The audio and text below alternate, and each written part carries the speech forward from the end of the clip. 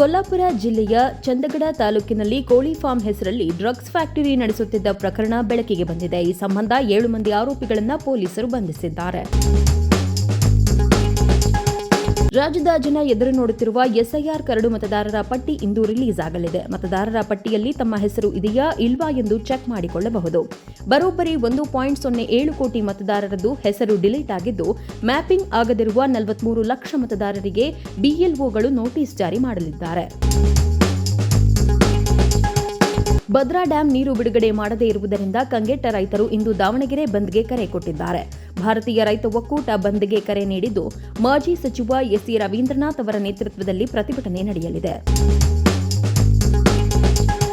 ಹಾಸನ ಜಿಲ್ಲೆಯ ಗ್ರಾಮ ಪಂಚಾಯಿತಿ ಚುನಾವಣೆಗೆ ಅವೈಜ್ಞಾನಿಕ ಮೀಸಲಾತಿ ನಿಗದಿಪಡಿಸಲಾಗಿದೆ ಎಂದು ಆರೋಪಿಸಿ ಜಿಲ್ಲಾಧಿಕಾರಿ ಕಾರ್ಯವೈಖರಿ ವಿರುದ್ಧ ತೀವ್ರವಾಗಿ ಮಾಜಿ ಸಚಿವ ಎಚ್ಡಿ ರೇವಣ್ಣ ಅವರು ಕಿಡಿಕಾರಿದ ಬೆನ್ನಲ್ಲೇ ಇದೀಗ ಲತಾ ಕುಮಾರಿ ಅವರು ಪೋಸ್ಟ್ ಹಾಕಿದ್ದು ಆರೋಪಕ್ಕೆ ಟಾಂಗ್ ನೀಡಿದ್ರಾ ಎಂಬ ಪ್ರಶ್ನೆ ವ್ಯಕ್ತವಾಗಿದೆ.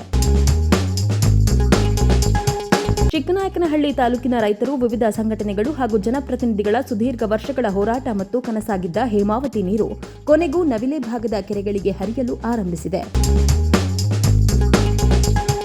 ಪ್ರತಿಪಕ್ಷಗಳಿಗೆ ವಿಧಾನಸಭೆಯಲ್ಲಿ ಕಾಂಗ್ರೆಸ್ ಪಕ್ಷವನ್ನು ಎದುರಿಸಲು ಶಕ್ತಿ ಇಲ್ಲದ ಕಾರಣ ಅಧಿವೇಶನದ ಕಾರ್ಯಕಲಾಪಗಳಿಗೆ ಅಡ್ಡಿಯುಂಟು ಮಾಡುತ್ತಿದ್ದಾರೆ ಎಂದು ಮುಖ್ಯಮಂತ್ರಿ ಡಿಕೆ ಶಿವಕುಮಾರ್ ತಿಳಿಸಿದರು. ಮಹಾರಾಷ್ಟ್ರದ ಅಮರಾವತಿ ಸರ್ಕಾರಿ ಆಸ್ಪತ್ರೆಯಲ್ಲಿ ಇಂದು ಮುಂಜಾನೆ ವೆಂಟಿಲೇಟರ್ ಸ್ಫೋಟಗೊಂಡು ಅಗ್ನಿ ಅವಘಡ ಸಂಭವಿಸಿದ್ದು 3 ನವಜಾತ ಶಿಶುಗಳು ಸಾವನ್ನಪ್ಪಿವೆ. ಆಸ್ಪತ್ರೆಯಲ್ಲಿ ಚಿಕಿತ್ಸೆ ಪಡೆಯುತ್ತಿದ್ದ ಹಲವು ಶಿಶುಗಳನ್ನು ಬೇರೆಡೆಗೆ ಸ್ಥಳಾಂತರಿಸಲಾಗಿದೆ. ಬೆಳಗಾವಿ ದಕ್ಷಿಣದ ವಿಧಾನಸಭೆ ಕ್ಷೇತ್ರದ ಶಾಸಕ ಅಭಯ್ ಪಾಟೀಲ್ ಅವರು ಪ್ರಯಾಣಿಸುತ್ತಿದ್ದ ಇನೋವಾ ಕಾರು ದೆಹಲಿಯಲ್ಲಿ ಭಾನುವಾರ ರಾತ್ರಿ ಅಪಘಾತಕ್ಕೆ ಈಡಾಗಿರುವ ಘಟನೆ ನಡೆದಿದೆ. ಭದ್ರಾ ನೀರು ಬಿಡುಗಡೆ ವಿಚಾರವಾಗಿ ಒಂದಿಬ್ಬರು ನನ್ನ ಮೇಲೆ ವೈಯಕ್ತಿಕವಾಗಿ ಟೀಕೆ ಮಾಡಿದ್ದಾರೆ. ನಾವು ನೀರು ಬಿಡಿ ಎಂದರೆ ಬಿಡ್ತೇವೆ, ಬೇಡ ಎಂದರೆ ಬೇಡ. ರೈತರು ಒಮ್ಮತದ ಅಭಿಪ್ರಾಯಕ್ಕೆ ಬರಲಿ ಎಂದು ದಾವಣಗೆರೆ ಉಸ್ತುವಾರಿ ಸಚಿವ ಎಸ್ಎಸ್ ಮಲ್ಲಿಕಾರ್ಜುನ್ ತಿಳಿಸಿದ್ದಾರೆ. ರಾಜ್ಯದಲ್ಲಿ ತೀವ್ರ ಸಂಚಲನ ಸೃಷ್ಟಿಸಿರುವ ಕೆಪಿಎಸ್ಸಿ ನೇಮಕಾತಿ ಅಕ್ರಮ ಪ್ರಕರಣದ ತನಿಖೆಯನ್ನ ಜಾರಿ ನಿರ್ದೇಶನಾಲಯ ಮತ್ತಷ್ಟು ಚುರುಕುಗೊಳಿಸಿದ್ದು, ಇದೀಗ ಉತ್ತರ ಪ್ರದೇಶದ ಲಕ್ನೋಗೂ ಲಗ್ಗೆ ಇಟ್ಟಿದೆ.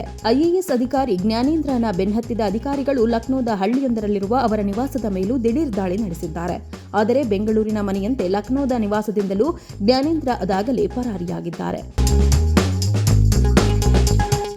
ನಾವು ಕೈ ಮುಗಿಯುವುದು ಸಂಸ್ಕೃತಿಯ ಪ್ರತೀಕ, ಪೂಜನೀಯ ಬೃಂದಾವನಕ್ಕೆ. ಆದರೆ ಕಾಂಗ್ರೆಸ್ ನಾಯಕರದ್ದು ಸೂಟ್ಕೇಸ್ ಸಂಸ್ಕೃತಿ ಎಂದು ಕೇಂದ್ರ ಸಚಿವ ಎಚ್ಡಿ ಕುಮಾರಸ್ವಾಮಿ, ಮಾಜಿ ಸಂಸದ ಡಿಕೆ ಸುರೇಶ್ ಹಾಗೂ ಸಚಿವ ಎಚ್.ಸಿ. ಬಾಲಕೃಷ್ಣ ವಿರುದ್ಧ ತೀವ್ರ ವಾಗ್ದಾಳಿ ನಡೆಸಿದರು. ರೇಣುಕಾಸ್ವಾಮಿ ಕೊಲೆ ಪ್ರಕರಣಕ್ಕೆ ಸಂಬಂಧಿಸಿದಂತೆ 59ನೇ ಸೆಷನ್ಸ್ ಕೋರ್ಟ್ ಇಂದು ಆರೋಪಿ ಪ್ರದೋಷ್ ಮಾಫಿ ಸಾಕ್ಷಿ ಅರ್ಜಿ ಆದೇಶವನ್ನು ಹೊರಡಿಸಿದೆ.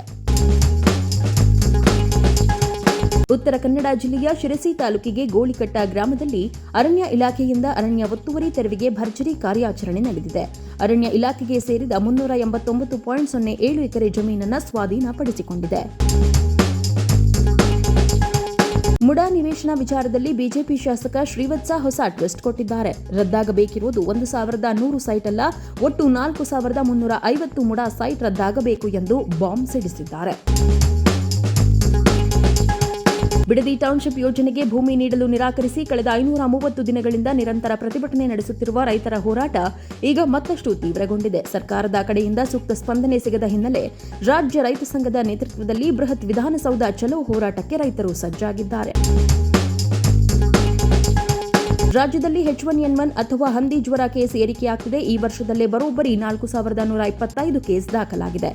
H1N1 ನಿಯಂತ್ರಣಕ್ಕೆ ಮಾರ್ಗಸೂಚಿಯನ್ನು ಆರೋಗ್ಯ ಇಲಾಖೆ ಬಿಡುಗಡೆ ಮಾಡಿದೆ.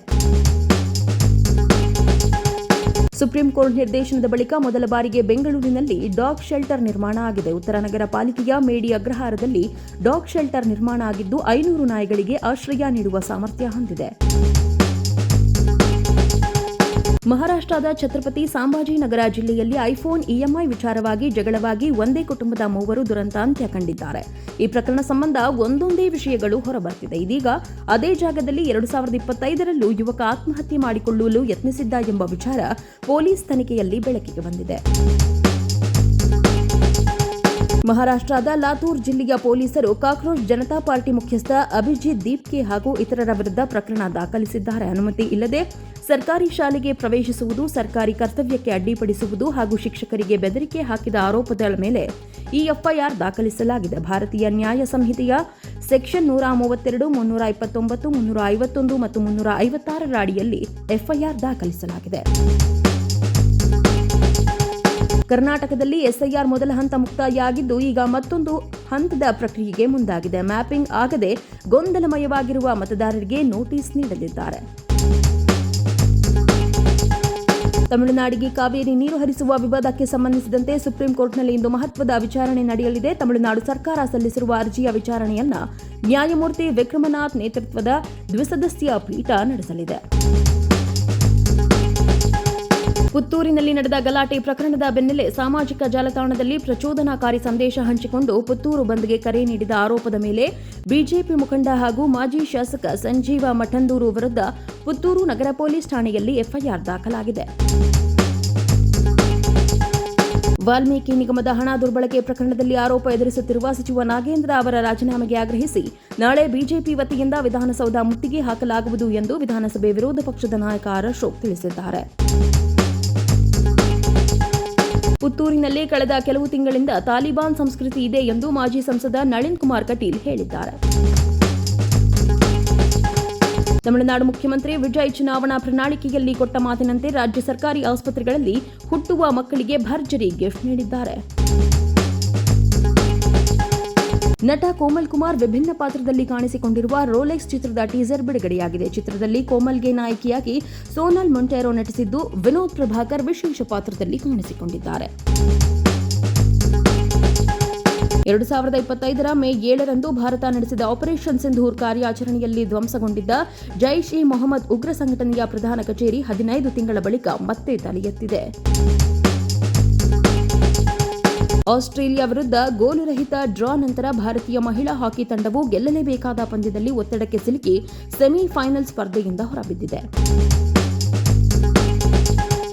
ಮುಂದರಂಗಡಿಯಲ್ಲಿ ನಡೆದಿದ್ದ ಉದ್ಯಮಿ ಡೇವಿಡ್ ಡಿಸೋಜಾ ಹತ್ಯೆ ಕೇಸ್ನ ಮತ್ತೊಬ್ಬ ಆರೋಪಿ ಕಾಲಿಗೆ ಪೊಲೀಸರು ಗುಂಡೇಟು ನೀಡಿದ್ದಾರೆ. ಸ್ಯಾಂಡಲ್ವುಡ್ ರಾಕಿಂಗ್ ಸ್ಟಾರ್ ಯಶ್ ಬರೆದು ನಟಿಸಿ ನಿರ್ಮಿಸಿರುವ ಬಹುನಿರೀಕ್ಷಿತ Toxic A Fairy Tale for Grown Ups ಚಿತ್ರದ ಅಡ್ವಾನ್ಸ್ ಬುಕಿಂಗ್ ಆಗಸ್ಟ್ 21 ಶುಕ್ರವಾರದಂದು ಪ್ರಾರಂಭವಾಯಿತು. ಆಗಸ್ಟ್ 26ರಂದು 2026ರ ದಿ ಮೋಸ್ಟ್ ಎಕ್ಸ್ಪೆಕ್ಟೆಡ್ ಸಿನಿಮಾ ವಿಶ್ವದಾದ್ಯಂತ ಬಿಡುಗಡೆಯಾಗಲಿದ್ದು ಒಟ್ಟು 5 ದಿನಗಳ ಪ್ರೀ ರಿಲೀಸ್ ಬಿಸಿನೆಸ್ ಲಾಭ ಪಡೆಯಲಿದೆ. ಸಿನಿಮಾ ಇಂಡಸ್ಟ್ರಿಗಳ ವರದಿ ಪ್ರಕಾರ ಟಾಕ್ಸಿಕ್ ತನ್ನ ಮೊದಲ ದಿನಕ್ಕೆ ಬ್ಲಾಕ್ ಸೀಟುಗಳು ಒಳಗೊಂಡಂತೆ 32.7ಕ್ಕೂ ಹೆಚ್ಚು ಕೋಟಿ ರೂಪಾಯಿಗಳನ್ನು ಈಗಾಗಲೇ ಆನ್ಲೈನ್ ವ್ಯವಹಾರದಲ್ಲಿ ಗಳಿಸಿದೆ.